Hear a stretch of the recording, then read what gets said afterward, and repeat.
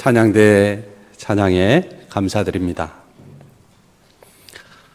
성도 여러분, 푸른 실록과 빨간 카네이션이 어울리는 5월의 첫 번째 주일입니다. 예배하는 우리 가운데 복된 감사가 넘치기를 축복합니다.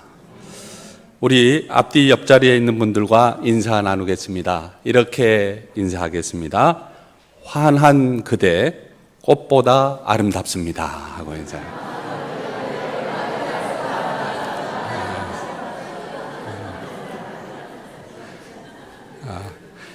이번에도 인사 나누고 나서 어김없이 진짜? 이렇게 5월은 가정의 달입니다. 아마도 이 세상에서 가정이 가장 아름다운 곳이 되어야 하고 가정이 5월처럼 푸르고 싱그럽길 염원하는 의미가 담긴 줄 압니다. 어떤 가정에서나 한결같은 바람은 행복한 가정일 것입니다. 행복한 가정을 이루기 위해서 필요한 것이 몇 가지 있다고 합니다. 첫째는 용서가 있어야 하고요. 그 다음에 이해가 있어야 하고 또 대화가 있어야 되고요. 그리고 혼자만의 아지트 같은 공간이 있어야 된다고 합니다. 그리고 안식을 취할 수 있어야 되고 또 인정받고 인정하는 그런 곳이어야 하고 그런가 하면 유머가 있어야 하고 또 중요한 것으로 어른이 있어야 된다고 합니다. 어른은 지혜와 경륜과 또 하나님의 축복의 통로가 되기 때문에 그렇습니다.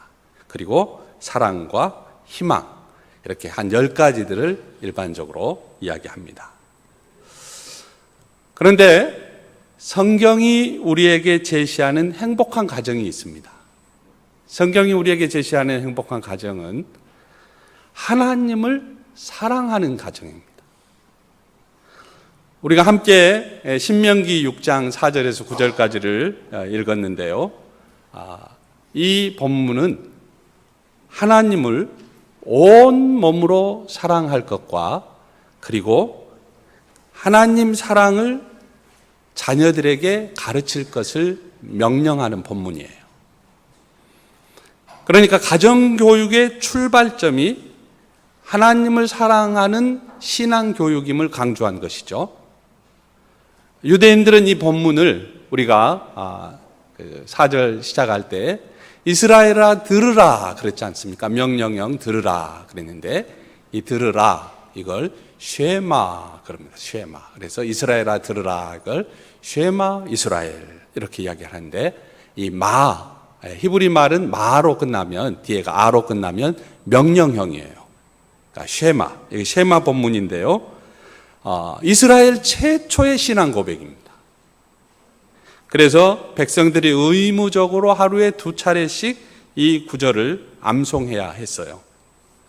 쉐마가 강조하는 것은 4가지입니다.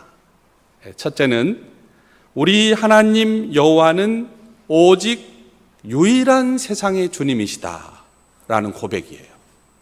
하나님은 이 세상의 유일한 주님이시다.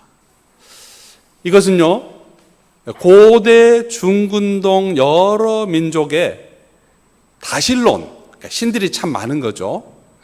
그런 종교와 뚜렷이 구별이 되는 이스라엘의 신앙이었어요.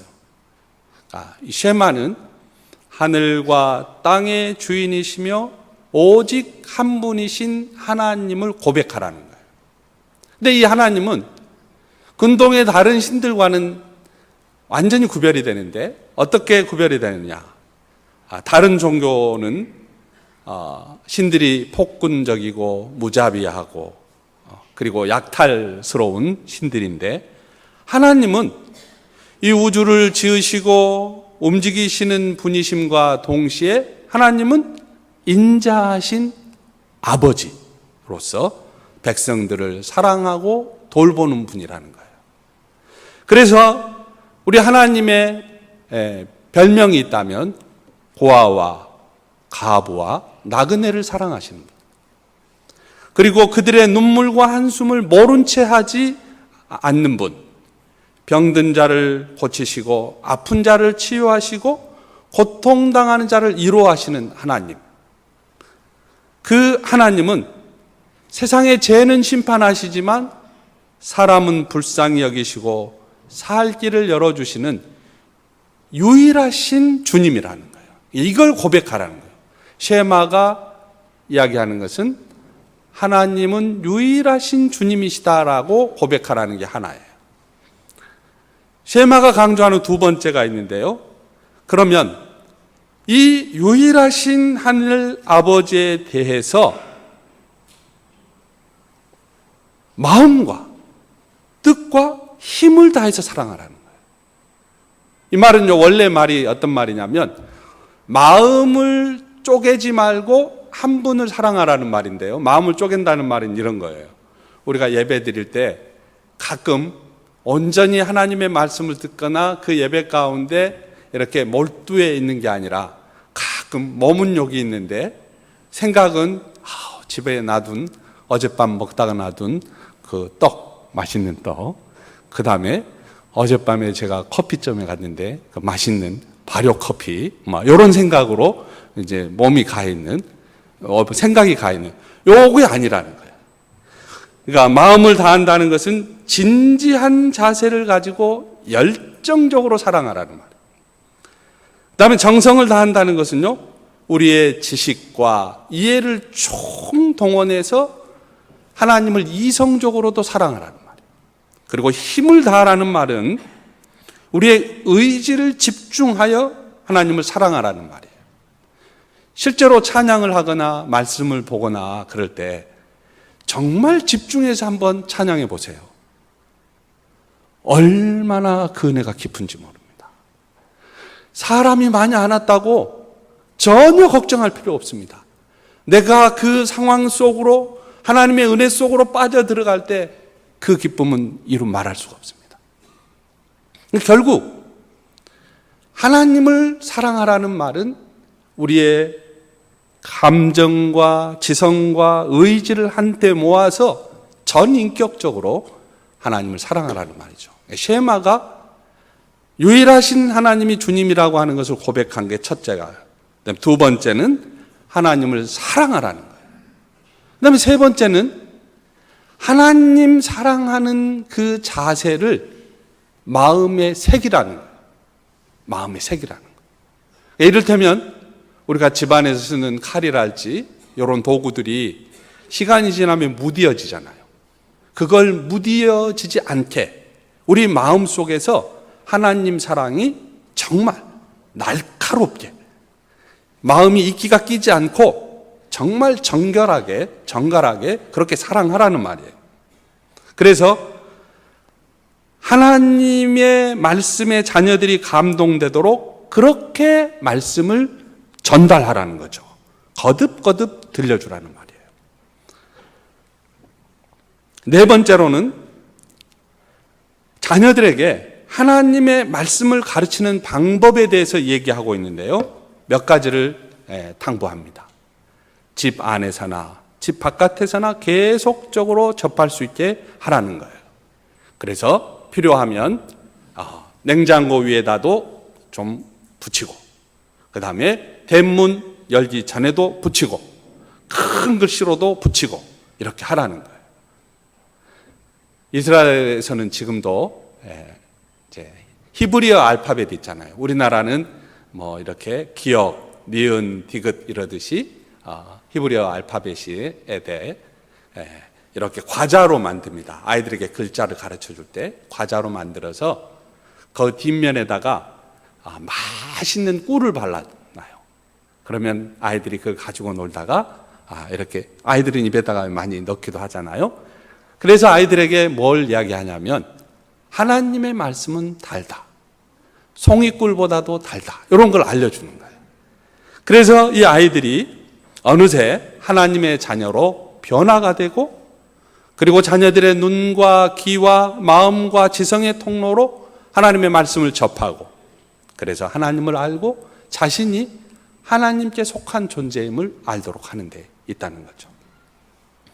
이렇게 세마의 본문은 하나님이 세상의 유일한 주님이심을 고백하고 정성과 뜻과 힘을 다해 하나님을 사랑하고 하나님을 사랑하는 자세를 마음에 새기고 하나님의 말씀을 어디에서나 접하고 들으라고 명령하고 있습니다.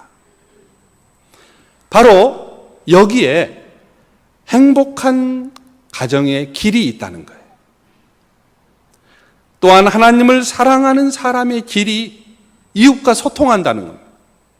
하나님을 알고 하나님을 사랑하고 하나님의 말씀을 듣는 사람이 가족을 사랑하지 않거나 이웃과 소통하지 않을 수가 없다는 겁니다. 하나님 그 말씀 자체가 이웃과 소통하게 한다는 거예요. 얼마 전에 어느 분이 외식을 하러 갔습니다. 가족과 함께 아들과 딸, 네 식구가 사이좋게 앉아서 둘러앉아 메뉴를 주문하고 기다리면서 딸과 아들이 그동안 못했던 밀린 이야기를 막 하기 시작했습니다.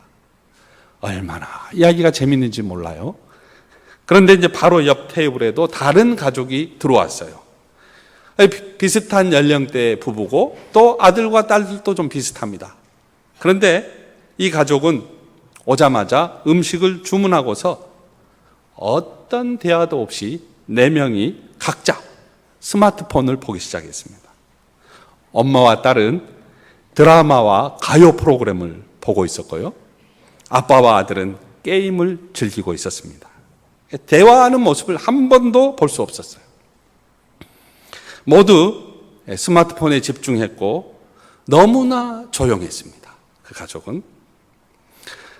오늘날 적지 않은 가족들이 가정에서 소통을 못하고 있어요. 바쁜 스케줄에 가족 간의 대화는커녕 얼굴을 마주하는 것조차 힘든 시대를 살고 있다고 합니다. 조사에 의하면 그 부부의 하루 평균 대화 시간이 15분을 넘지 않는다 그래요. 그러면 지금 이제 여러분들이 생각하면서 나는 이제 16분이니까 평균보다 더 많구나 하고,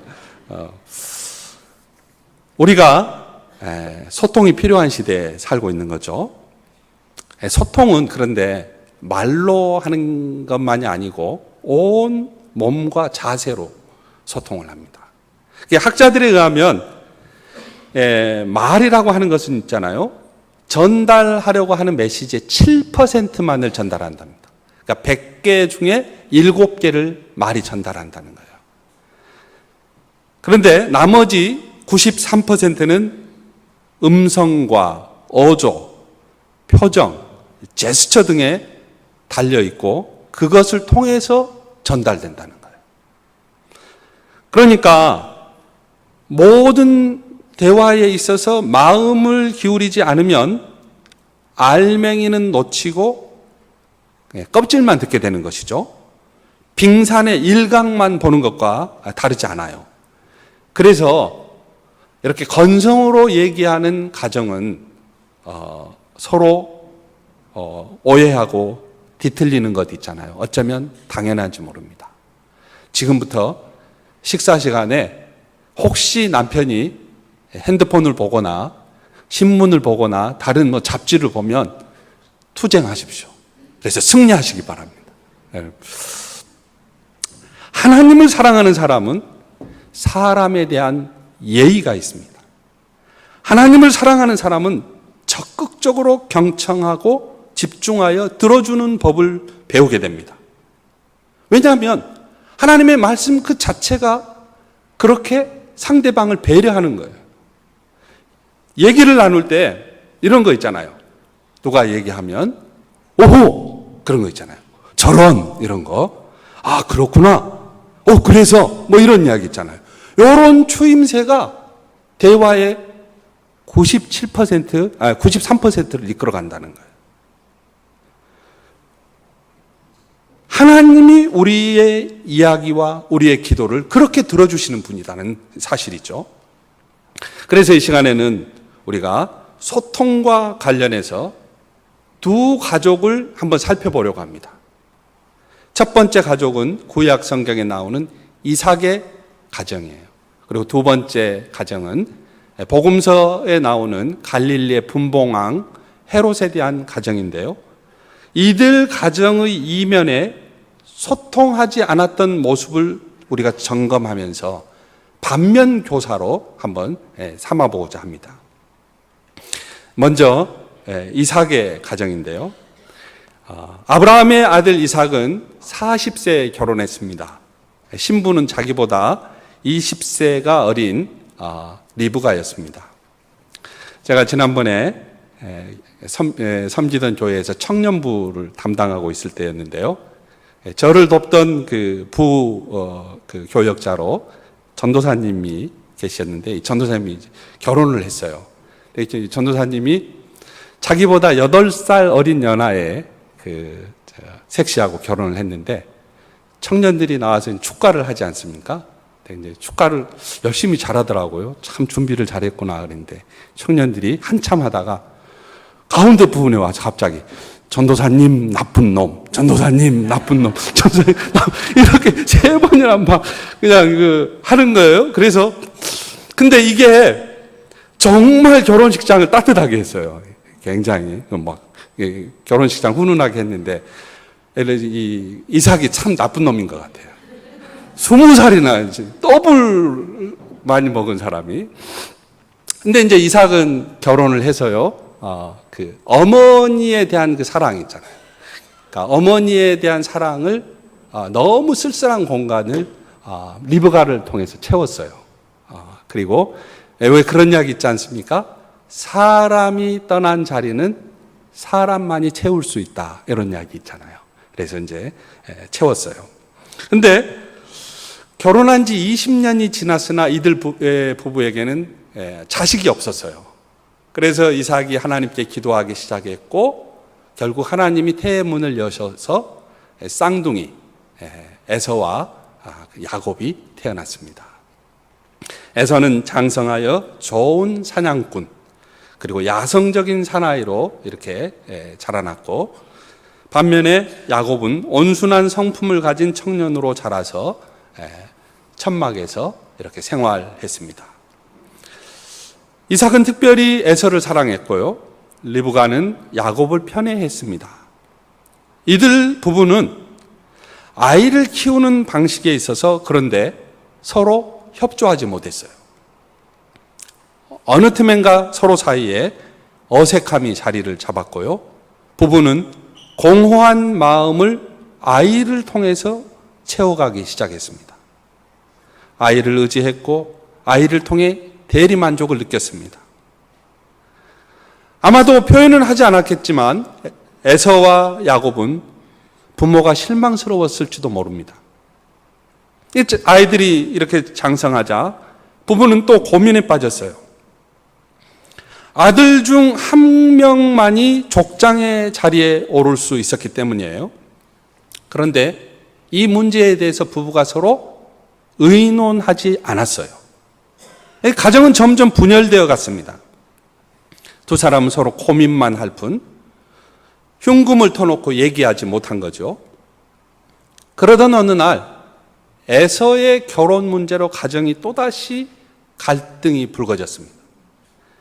에서가 헷 출신 이방인 두 여인과 결혼해서 정말 아브라함과 하나님이 맺은 계약과 아브라함과 이삭으로 내려오는 그런 아름다운 계약을 무시해버렸어요. 그래도 이 노쇠한 아버지 이삭은 나날이 시력을 잃어가던 어느 날 첫째 아들을 불러서 사냥하여 온 것으로 별미를 만들어 오라고 합니다. 그러면 그것을 먹고 죽기 전에 내가 너를 축복하겠다는 거죠. 리브가가 이 순간을 놓칠 수가 없었습니다. 그래서 에서가 떠나자 야곱을 불러서 이야기합니다. 아들아, 너는 내가 시키는 대로 해라. 가축들이 있는 곳으로 가서 좋은 새끼 염소 2마리를 끌고 오너라. 내가 그것을 가지고 아버지가 좋아하는 별미를 만들어 줄 터이니 너는 그것을 아버지께 가져다 드리거라. 그러면 아버지가 그것을 잡수시고 돌아가시기 전에 너를 축복해 주실 것이다. 두려워서 떨고 있는 아들에게 리브가가 덧붙이죠. 아들아, 너가 받을 저주는 내가 받겠다. 이렇게 이야기를 하죠. 리브가는 어떻게 해서든지 야곱이 축복을 받아야 된다는 생각에 사로잡혀 있었던 거죠. 야곱이 종족의 지도자가 될 수 있는 이 절호의 기회를 놓칠 수가 없었던 겁니다. 드디어 이삭은 야곱에게 축복을 내렸습니다.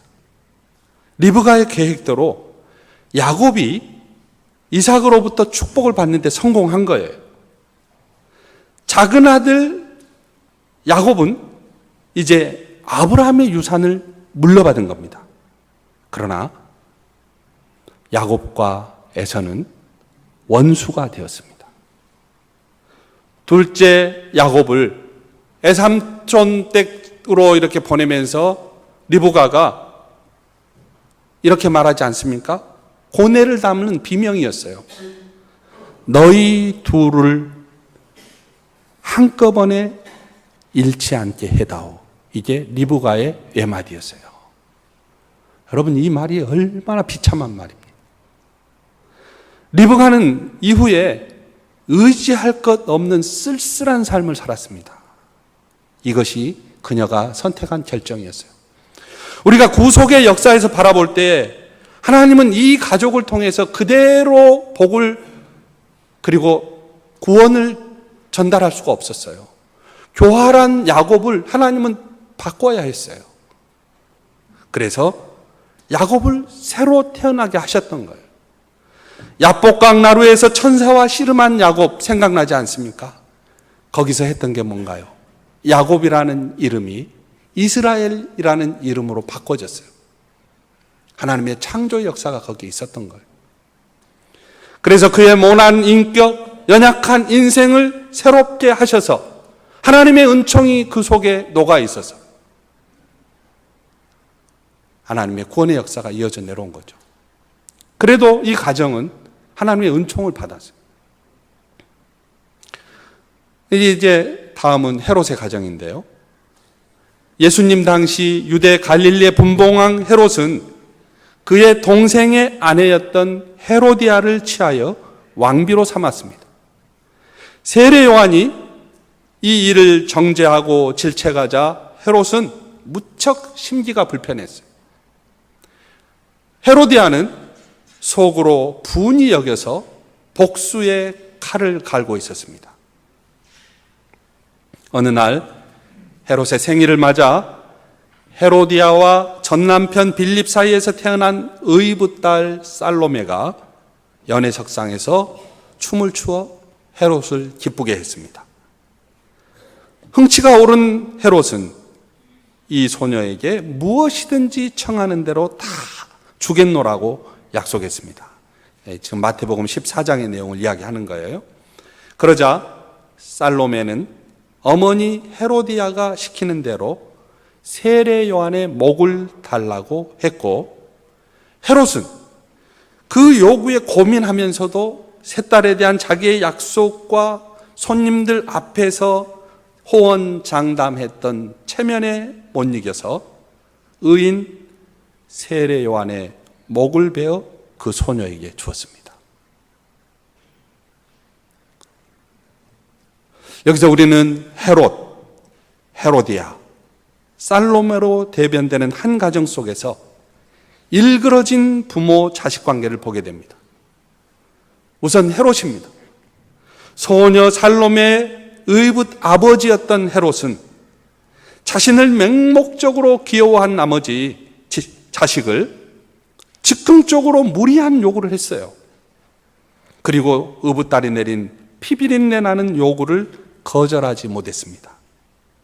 그는 딸의 잘못과 악행, 사악한 의지를 시정하고 교육해야 하는 아버지로서의 의무와 책임을 어줍잖은 이유로 포기한 것이죠. 그는 의롭게 백성을 다스리는 군왕이기는커녕 가정 하나 제대로 추스르지 못하는 무책임하고 방탕스러운 아비였을 뿐입니다. 살로메의 어머니 헤로디아입니다. 자기의 잘못을 고발한 세례요한을 없애기 위하여 딸까지 이용하는 악독하고 비정한 여인이었습니다. 소녀 살레메, 헤롯에게 자기의 소원을 말하지 못하고 대신 어머니의 사악한 소원을 청원하여 이루어 주었던 딸입니다. 어머니에 대해 지나치게 의존적이었을 뿐만 아니라 살인을 청탁하는 모친의 비인간적인 범행을 분별조차 못할 정도로 양심에 화인을 맞은 상태였다는 거예요. 성도 여러분, 가정은 자녀 교육의 모판과 같습니다. 부모의 의식적이고 무의식적인 언행이 아이들에게 곧바로 영향을 주기 마련입니다. 여러분, 작은 것 하나인데요. 가정에서 부모님이 교회의 사역자들을 대할 때 목사님, 전도사님 그러면서 이야기한 가정과 가정에서 이야기할 때 목사가, 전도사가 이렇게 이야기하는 가정하고는 다릅니다. 교회에 와서 사역자들을 바라보는 자녀들의 태도가 달라요. 양심이 마비되고 도덕적 불감증에 걸린 부모의 그늘에서 어린이들이 자라게 되면 훗날 그들은 부모보다 더 사악한 인간이 될 수 있습니다. 우리가 행복한 가정을 가꾸기 원한다면 가정에서 자녀들에게 어떤 영향을 주고 있는지 반드시 점검해 보아야 합니다. 부모는 자신들이 가지고 있는 것을 자녀들에게 줍니다. 부모가 자신들의 어버이께 불효막심했다면 자녀들에게 효도받을 생각은 포기해야 합니다. 부모가 악하고 게으르면서 자식들이 선하고 부지런할 것을 바랄 수는 없습니다. 부모가 대등한 인격으로 서로 사랑하고 존중하며 순종하고 협동하지 못한다면 자녀들에게 바람직한 남녀 관계를 열어가라고 기대할 수가 없습니다. 부모는 말이나 훈계보다 삶을 대하는 자세로서 인격의 됨됨이를 통하여 자녀를 가르치는 것이기 때문에 그렇습니다. 그러면 우리가 여기서 한 가지 질문할 수 있어요.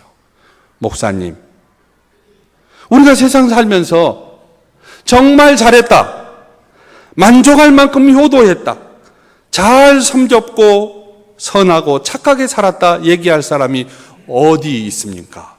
이렇게 몇 사람이나 되겠습니까? 라고 우리가 질문할 수 있잖아요. 이미 부모가 된 사람이나 부모를 떠나보낸 사람이나 부모가 되기 위하여 준비하는 사람들에게나 한결같이 우리가 오늘 쉐마의 본문에 주의해야 하는 이유 그렇습니다. 오직 하나님을 사랑하는 가정은 이 모든 것에서 하나님의 은총을 받게 되기 때문에 그렇습니다. 지난번 교회에서 사역할 때입니다. 성도의 가정에서 아들을 군대에 보냈습니다. 부모는 나름 열심히 살았다고 생각했으나 정작 자녀와 함께 추억을 공유한 시간도 부족한 것 같았고 자녀에게 하나님의 말씀을 직접 접할 수 있도록 기도하지도 못한 것 같아 입대하는 시간이 다가올수록 미안함이 앞섰습니다. 드디어 시간이 되었고 훈련소에서 아들을 배웅하고 돌아오는 부모의 마음이 안타까웠습니다. 그런데 휴게소에 잠시 들렀다가 다시 차에 오르는데 차 한쪽에 아들이 부모에게 보내는 편지가 있었습니다. 편지에는 부모의 삶과 마음을 헤아리는 깊고 행복한 예가 보석처럼 적혀 있었습니다. 자신도 아빠처럼 열심히 살겠다고, 할머니에게 잘하는 모습과 아랫사람을 정성으로 대하는 아빠를 존경한다고, 항상 격려해주고 지켜봐준 아빠가 참 좋다고 적었습니다. 엄마에게도 몇 글자 적었습니다.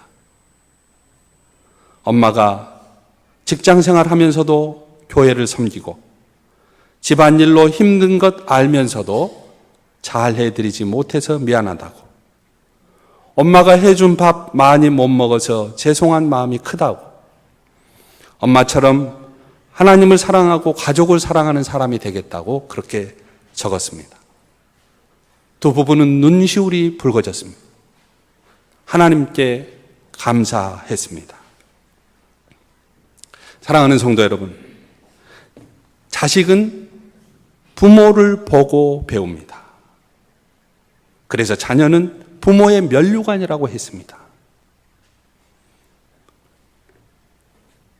우리가 어떠한 가정을 지금까지 꾸려왔든지 간에 지금까지 지내온 것은 모두 하나님 앞에 내려놓고 이제부터 부모된 우리가, 자녀된 우리가 행복한 가정을 위해 진정한 사명을 새롭게 할 수 있기를 주님의 이름으로 축원합니다. 가장 시급한 것은 그 무엇보다도 가정의 정상화입니다.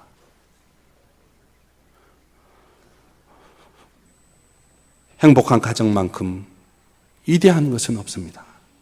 유일하신 하나님을 주님으로 모신 가정, 하나님을 사랑하는 가정, 하나님 사랑하는 자세를 마음에 새기는 가정, 하나님의 말씀을 사모하는 가정이 되시기를 축복합니다. 기도하겠습니다. 은혜가 풍성하신 하나님, 저에게 은혜 주셔서 하나님, 이 가정의 달에 행복한 가정, 하나님을 사랑하는 가정에 대해서 묵상할 수 있도록 기회 주셔서 감사합니다. 하나님, 우리 인생이 모든 것에 잘했다, 정말 효도했다, 정말 만족하다고 할 가정이 어디에 있겠습니까? 우리는 부족한 것 투성이입니다. 하나님, 그러나 이제부터 하나님, 우리가 합심하여, 부부가 합심하여, 온 가족이 합심하여 하나님을 사랑하고 서로 소통하는 가정을 이루기 위해 진정과 열정을 다할 수 있도록 저희 가운데 함께하여 주시옵소서. 하나님, 원하오니 유일하신 하나님을 주님으로 모신 가정이 되게 하여 주옵소서. 하나님을 사랑하는 가정이 되게 하여 주옵소서. 하나님 사랑하는 자세를 마음에 새기는 가정이 되게 하여 주옵소서. 하나님의 말씀을 사모하는 가정이 되게 하여 주옵소서.